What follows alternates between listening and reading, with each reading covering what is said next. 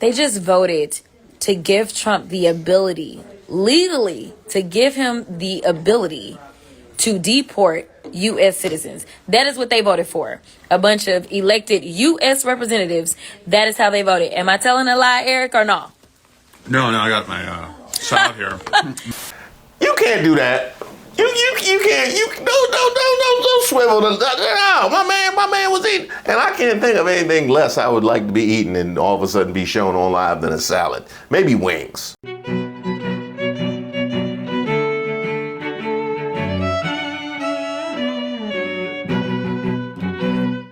Hey, shout out to all of the subscribers and members here on the channel. I am Reese Waters, and this is Street Politics. Now, by now, I'm sure you are well acquainted with just how trash Donald Trump's approval ratings have been. A new poll shows Americans may be souring on the Trump administration. After his first 100 days in office, the president's approval rating has dropped as some voters say they're skeptical of how he has handled the economy and foreign policy. Colleen Marshall breaks down the numbers.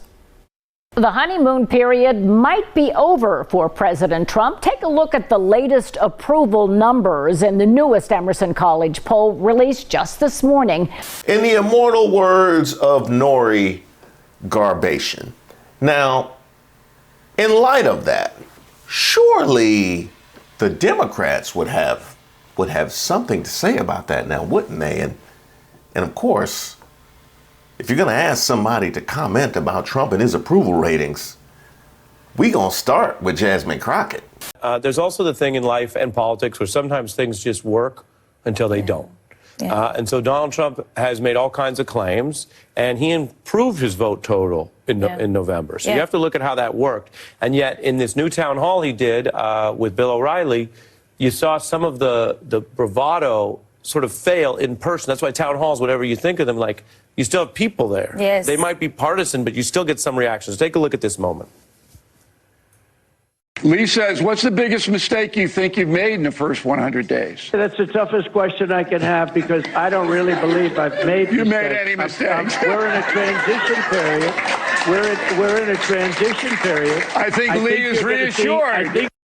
You see the black people? Did you see the black people? Now, I don't know if they voted for Trump, to be fair. But I know a great number that have. And I'll be on their helmet shortly. I see you over there, Van Jones. If you had to do it all over again, would you vote for Donald Trump, yes or no? 1,000% absolutely yes. When it comes to bravado failing in public, that is simultaneously one of the saddest and most hilarious scenarios that can ever occur. Like, it really is. It is a public freak out, and it is bravado failing in public. That'd be my top two. How about a failed proposal? That is a great suggestion. Y'all come back to me. I have to do some thinking on this. Sort of an audible laughter, and maybe that's how you go with your own side, but it was still not acceptable. It was not on the level, even in that audience, that he doesn't see that he's made mistakes. The implication being those people think he has made mistakes. Now, I wanted to point out the reaction of the black people that were sitting there in the audience, but if you look at Jasmine Crockett's reaction, that brings me to the larger point, which is him saying that is the toughest question that he could be asked because he doesn't think he's made any mistakes is equal parts outrageous and predictable. Why would you think that Donald Trump would ever cede or admit to any mistakes? We haven't seen it up to this point. There's no reason to think that he would do so now. And pay attention to the fact that by virtue of his assertion he hasn't made any mistakes, he's validating any pain, difficulty, inconvenience, financial struggle, health struggle, job insecurity. He's validating all of that. MAGA, I told you. Listen, I'm gonna tell you this. You know, people tried to talk about the mental acuity of Joe Biden, and as someone who was able to interact with him, I never questioned his mental acuity. But come on now. Come on, like, you are crashing the economy. We are talking about record crashing of the stock market. We are talking about, you just mentioned it, the amount of people that he has fired. We are talking about people complaining and saying there is nothing at the ports. Right. We are talking about CEOs coming in and sitting down with you and saying that these shelves are going to be as bare as they were during the pandemic. Like, no, everything is a problem, not to mention Signalgate. And now you've got one of your, appointees stepping down because somebody was going to have to take the blame. Right. Now, I think it's the guy that needs. Yeah, I think it's the guy that says he wants to have his makeup room that needs to go somewhere, because at least Mike Walls has some kind of experience within government, unlike Pete Hegseth. But honestly, get rid of the entire cabinet. We need to start over because everything is messed up, from their HHS secretary. I know you're probably trying to move on to something else, but I'm just saying, I could go on for days. Did somebody say HHS? When a black woman told you should eat healthier, you'll have a better quality of life, you called her a fucking fascist and said, no government will tell me what to fucking do. But when a white, heterosexual, amoeba brain heroin addict says, you shouldn't eat. Now, as far as throwing the whole cabinet away and starting over, I believe Marco Rubio and his staff thinks we are already there for all the hats that they're being asked to wear at this particular point in time.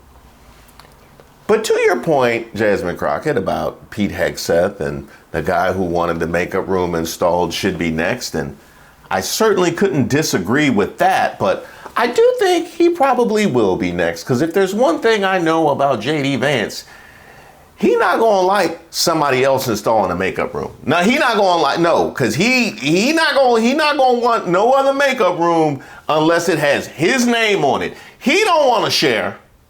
One of the beat, we've seen you out there pushing harder than some Democrats. What do you see in this mobilization right now? And does the elite or leadership wing of your party in Washington get it yet? Listen, I got to say thank you to the people, right? Because this is a grassroots movement and the people are saying we are tired. And, whether or not we get it, I think that our solutions look a little different, right? Like, there are those within the party that are saying things like, well, we did not give them the middle class agenda. We somehow left the middle class. But I'm like, we never left the middle class, right? We know that this administration, the previous administration, was trying to help out those that were struggling under the weight of student loan debt, and saying if we can help them out, then this means that they can go and create generational wealth and go buy homes. Like, they had real solutions. The child tax credit, where you were getting up to $300 per child to help you out because child care is high, and all those things. When we look at some of the legislation that was thousands of pages long, such as the Chips and Science Act, states like Ohio were able to get a chips manufacturing facility that Samsung was bringing in, which meant jobs, which meant manufacturing, and so many other states were able to benefit. But did we communicate it? Yeah. Not really. Did people really understand what was happening? Not per se, right? And so, everybody has different solutions. So some people want to dig in and say, let's get to the policy, right? But what good is policy if the people don't understand or know that that is what you are going to enact? Or when it comes down to it, we are such a big tent party that we have certain people that say, well, never mind, I'm not going to push hard for those reforms, say by the time we get to the Senate and we have to deal with the filibuster. Now, let's tackle first things first. In terms of, does the Democratic establishment get it? Well, let's see. The polls this week show Trump has the lowest 100-day approval rating since they started polling 80 years ago, the lowest. There's a poll out today that has your approval rating lower than any other congressional leader at 17%. Are you concerned that you may be a liability for your party? Polls come and go. Our party is united. We're on our front foot. We're stepping forward. Seems a bit murky. Yeah, it seems a bit murky on that one. As far as her pushback on the middle class and the agenda that the Democrats presented for the middle class, I stand by her pushback on all the things that they had to offer the middle class. That was one of the reasons why I was on Bernie's helmet, as much as I'm loving what he and AOC are doing right now, and they are absolutely killing it. I was on his helmet when he came outside after the election and started talking about how the middle class had been abandoned because Kamala Harris had communicated all of these things. Now, to Jasmine Crockett's assertion about those things they were willing to offer, but they were unable to communicate, that one is a little dicey because one of the things that I have continually hammered home is the Democrats' failures to properly communicate. Their issues with communication and branding and messaging about how a lie or misinformation can make it around the internet 47 times. That's a funny number. 47 times before they can even get Chuck Schumer to straggle down to the floor to try and clean it up. That is something that is well established. At the same token, Kamala Harris and you, Jasmine Crockett, and many of the other surrogates that she had prior to the election continually spoke about all of these things. So yes, clearly messaging is an issue on the Democratic side of the aisle. But I would say that language comprehension, sexism and racism is an issue with America, which is affecting the messaging.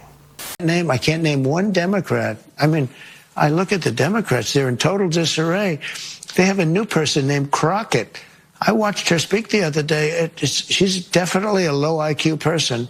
And they said, she's the future of the party. I said, you have to be kidding. Meanwhile, because our people here were stupid, they were stupid people. I don't know how you can be that stupid. How do you get to be president and you're stupid? He's so stupid. Trump is rich in only one thing, stupidity. It'll make your head spin with how stupid he is, how little knowledge he has of anything that's going on in the world. He was saying that China has total respect for Donald Trump and for Donald Trump's very, very large brain. Trump is the least intelligent president of the modern era. It's completely mad. I mean, the guy says, I've sent an armada towards North Korea. Very powerful. And then we find 2 days later that it's actually sailing in the opposite direction. And I think you said that hasn't been checked, but you're going to test it. And then I said, supposing you brought the light inside the body, which you can do either through the skin or by injection inside or almost a cleaning. Mitch McConnell called then-President Donald Trump stupid as well as being ill-tempered. What we are actually also seeing is literally the way that Putin regards Trump as a useful idiot. Trump is just stupid, and I think it's time we say it, and honestly, not just say it, we gotta proclaim it from the rooftops. Donald Trump is a stupid person. Like, dangerously stupid person. He's a moron. He's a moron. This tends to occur because a lack of self-awareness prevents them from accurately assessing their own skills. In other words, they are too stupid to know how stupid they are. And by the way, I took my cognitive exam as part of my physical exam, and I got the highest mark, and one of the doctors said, sir, I've never seen anybody get that kind of, that was the highest mark. I don't know how you can be that stupid. How do you get to be president and you're stupid? The fact that you just got done engaging in a conversation where we have a president of the United States who has no idea about the oath that he just took on January 20th tells me everything that I need to know. He didn't even have good sense enough in that same interview to say something as simple as, yes, I will follow the Constitution.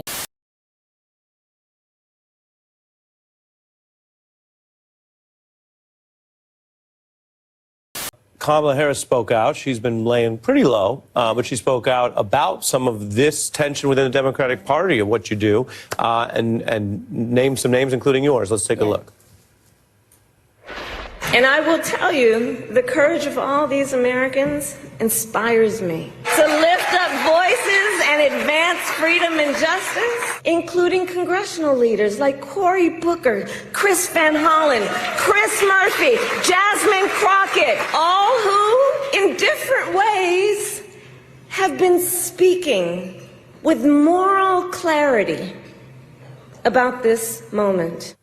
Now, I do have to shout out. I do a lot of Jasmine Crockett talk. I've done a lot of Chris Murphy talk. I did the Cory Booker town hall that I streamed here live. Shout out to Chris Van Hollen for going out to El Salvador and making that point quite clear. I just shouted out AOC. All of those people have been doing a solid job. Al Green as well. Kamala Harris, for you to come out and speak in public at this point in time is commendable. Because if it was me, all I would do is show all Trump's numbers, the impact of the economy, and all of the departments that have been cut. I would just have that on the wide screen behind me, and I would just stand here like this.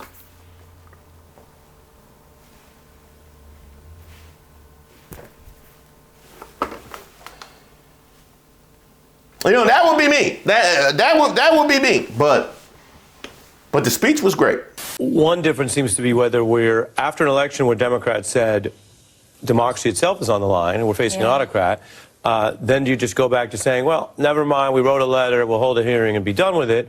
Then Holland, of course, traveled on that mission. Booker, we saw. People have said that you seem to be taking it up a notch. Yeah. Are you guys still, though, in a minority within your party?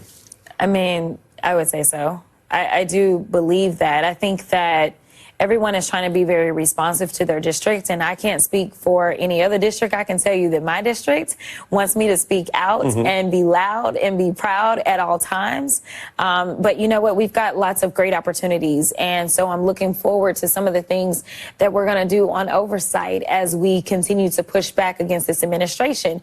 Now that we know that they are doing things such as, you know, snatching people off the streets and throwing them down in what I would consider to be concentration camps or prisons. And these are people that haven't been convicted of anything. And it's wrong. Listen, we have oversight over them. If we are in a contract with El Salvador, then it is us that have to decide as to whether or not they are violating human rights. And so we have to be given an opportunity to inspect. So even if James Comer says, no, Democrats, you can't go down there, well, we are elected members of the Oversight Committee. So we should be requiring that they turn over reports to us. Same thing with the FDA is they're going out and they're firing people, and we don't know what its impact is going to be as it relates to our food supply, and they don't want to tell us about it, whether or not our food is going to be safe. Then guess what? We need to make sure that we require that they turn those documents over to us. And if they don't, guess what? We need to show up at their doors, and we need to conduct a field hearing right there at FDA. Same thing as it relates to the planes that are falling out of the sky. Right. We need some real transparency, and we need some honesty, and we need to make sure that the American people are just as enraged as we all should be. Right. Because this administration is truly trying to kill us, it feels like.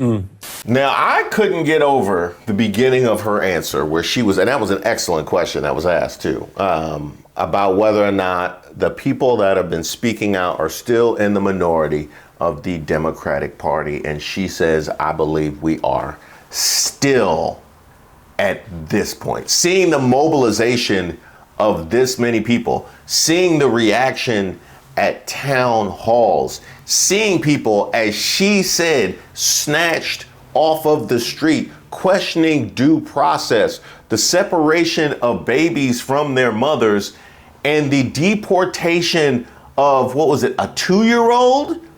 And still they're in the minority? I'm wondering what exactly the line is that is going to trigger the response. I am at an absolute. Do they need to be on your block specifically? She talked about how people are focused on their. Does it need to be in your district? Is that what needs to occur? I'm trying to figure that out. And by the way, while we're on the topic of them snatching people and questioning due process,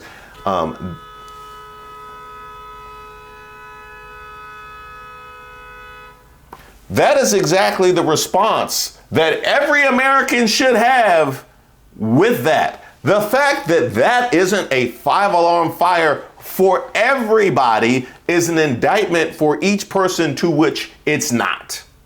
Hey y'all, so I'm jumping on really quickly. First of all, it's too cold in this building. So yes, excuse me. I know I look tacky, but this is my jacket because I'm about to head out for a second to do votes. But I wanted to make sure that I told y'all what just happened. So I've been in Oversight forever today, but now we are in our markup and it is in Judiciary. And let me tell y'all what they just voted for. I want y'all to take a guess. Well, we've already talked about the makeup. Let me see. Did they vote to have Donald Trump installed on the PGA Tour? Or all depictions of Donald Trump have to have the abs on the front? Is that what the vote? They voted for all of America to be in a signal chat with Pete Hegseth. They voted to mandate that all of our children learn A1. Laura Loomer as press secretary?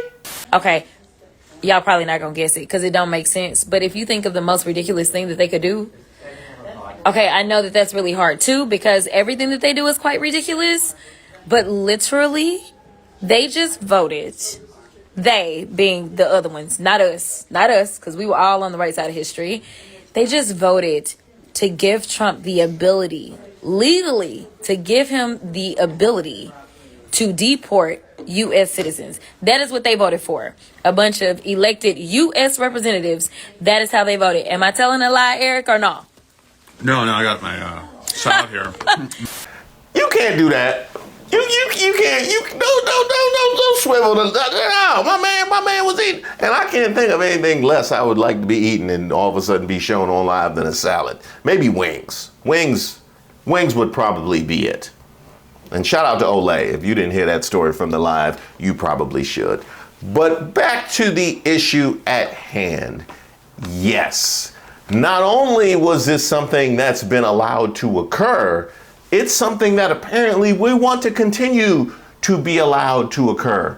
Remember that whole America first, right? America first. Isn't that what we're all for, protecting Americans? Isn't that what it's for, Maga? And yes, I'm talking to all of you, but especially the ones with the "Don't Tread on Me" flags.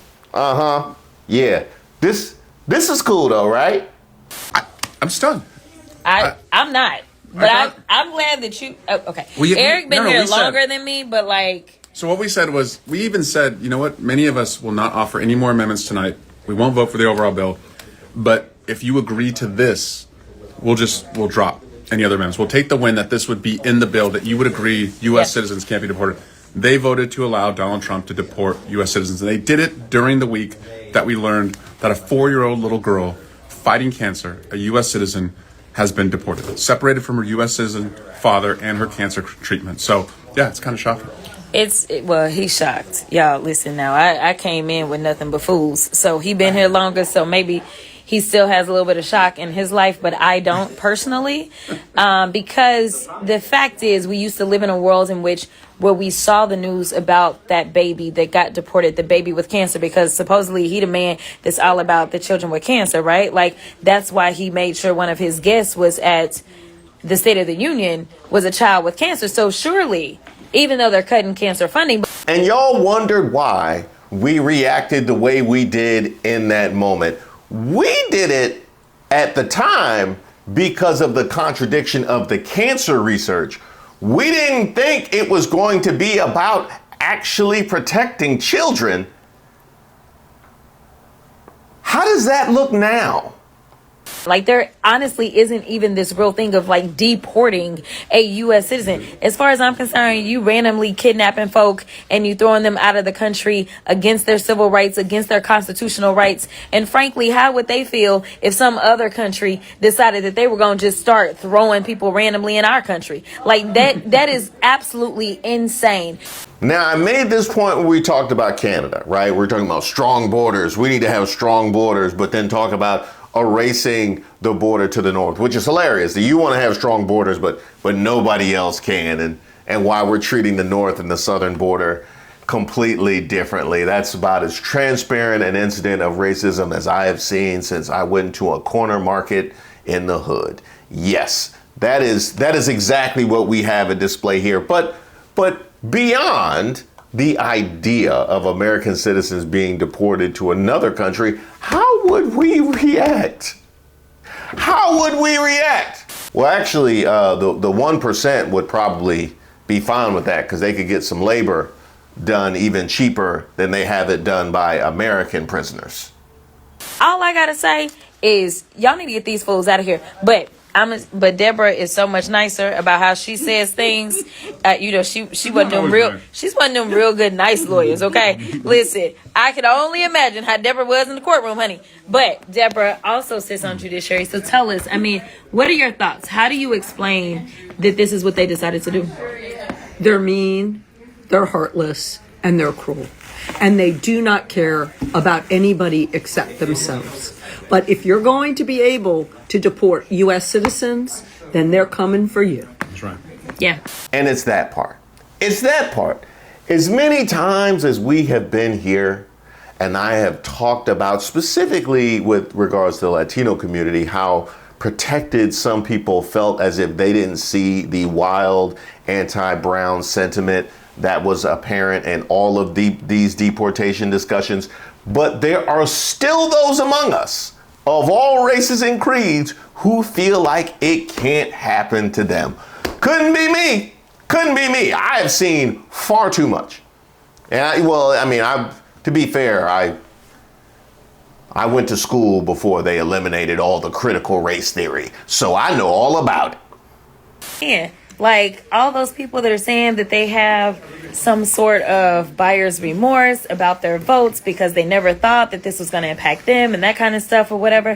Here's the reality. When we go out and make votes, instead of going out and deciding that you're going to vote for the person that is going to be quote unquote perfect, what you need to be doing is looking for somebody that at least has some common decency. Because ultimately, when it comes down to it, I can tell you, if it was somebody else that was in office other than him as the president of the United States, maybe we would have had a different result. But they are so afraid. They are afraid to do what is right. Again, I keep trying to tell people, this isn't about partisanship. This is about right versus wrong. That's it. That is it. And that goes for people on both sides of the aisle. As despicable as it was, and we talked about this with Lisa Murkowski, as despicable as it was for all of the GOP representatives to rubber stamp this nonsense and then talk about being afraid when we know we've seen that at play. I need to know why Jasmine Crockett is still in the minority on the left side of the aisle. Absolutely 100% vote for people that are going to represent you and how you are responding to this administration. Keep that energy. Thank you guys so much for watching the video. Now, I know how much y'all like to jump in and out, but don't forget to subscribe to the page because I know a lot of you guys aren't subscribed. And another way to get the word out is to like the video. Words can express the way I feel for you. And yes, that includes those of you watching on television, although I recognize that might require a phone. And when you grab that phone, if you haven't already taken advantage of the discount that is still available, being as we're in the first month of our Patreon membership option, which is another option for those of you who want some of the extra content, some of the early access to the videos or the archives, all of that is available on the Patreon. And this is an excellent time because the first weekly newsletter, which is being offered as a part of that package, goes out this very week. So I'll see you guys over there in the community chat. And there hasn't been a single time that I've gone on that community chat and I haven't seen my girl Deshauna. So imagine my excitement when she sent me this. Oh, I absolutely love to see it. They threw the gauntlet down, Dank. I put up that picture of Dank and now all of a sudden they coming for you. And not to be outdone, City Dawn sent me this one. I am so very appreciative of this kind of support. You can find all that you see and a whole lot more merch on my website, reesewaters.com. And once again, thank you guys for showing so much love.